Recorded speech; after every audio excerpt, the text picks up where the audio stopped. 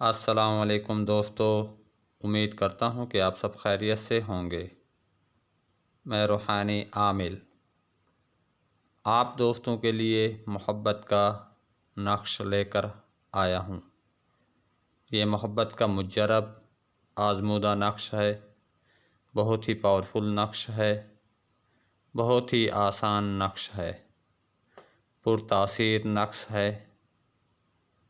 मियाँ बीवी, बहन भाई में किसी वजह से रंजिश हो गई हो, आपका दोस्त आपसे नाराज़ हो गया हो, आपका महबूब आपसे रूठ गया हो, आपसे बात ना करता हो, तो इस नक्श को दूध, पानी, शरबत, चाय या किसी भी चीज़ में घोल कर पिलाएं। रंजिश ख़त्म हो जाएगी, पहले से भी ज़्यादा मोहब्बत पैदा होगी।